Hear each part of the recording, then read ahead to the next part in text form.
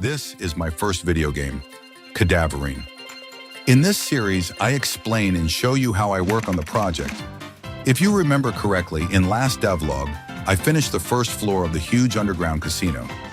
Well now, let's make the others floors. But wait, before we really start the video, I want to tell you that I now have a Twitter account. Like I did in the previous episode, let's check the layout version of the second floor. Wait, I think I need to explain what I meant by layout, for those who didn't watch the previous episode. Basically, when you want to create an environment in video game, you make a simple version of it using Simple Cube.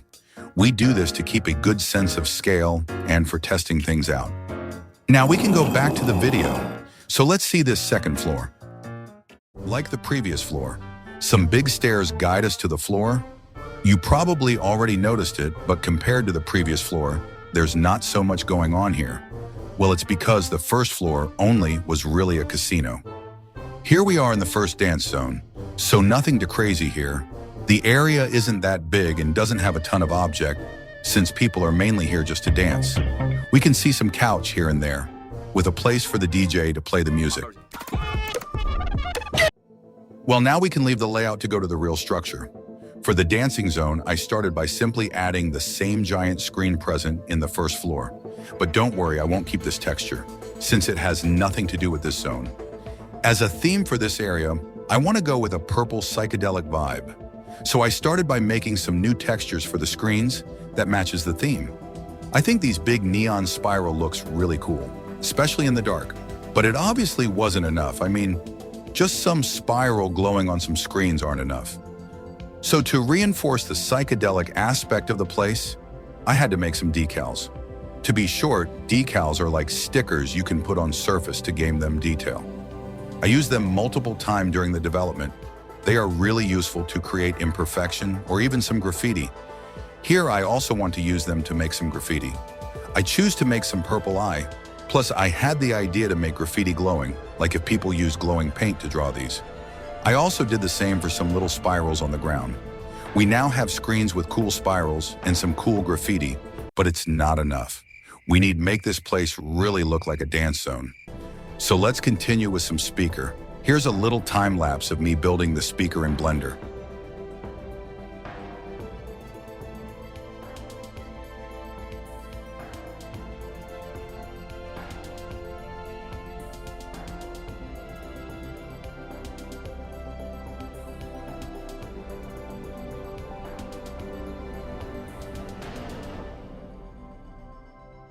And this is where we currently at. I think this place looks really good, despite the low amount of detail. Well, let's go deeper again and work on the next floor. Here is a much bigger floor, but since it's also supposed to be a dance zone, there will not be a lot of object here. For the look of the room, I'm going for something quite close to the previous floor. So let's copy this giant screen and put it in our new scene. As I said, this floor is much bigger than the second floor, so I can scale up the screen to better match the surface of the wall. After copying the screens, where I thought looks good, I had to work on, once again, the textures. I choose the color red for this place. For a design, I firstly try to animate an eye looking left and right, but I rapidly changed my mind. Instead, I made this. Here I keep the eye, but with a more violent effect. And I really like that, since each floor is supposed to be more hellish than the previous one.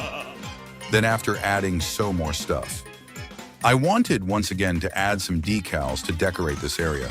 I tried to make some random shapes using random brushes on Krita, and it didn't exactly look right. So after thinking for a long time, I had the idea to draw some body outline. The same body outline you can find in series when there's a crime scene. And well, I think they suit the place way better than the previous designs. For now, I think the third floor is the best looking one. I really like the aesthetic of this floor. The very aggressive colors and flashes really contribute to the theme I'm going for. Plus, I didn't show you because there is nothing really interesting in it. But I also modified the corridors between the floor to make everything look more coherent. I can now show you the result for the second and third floor. I could show you more of it, but I don't want to spoil too much.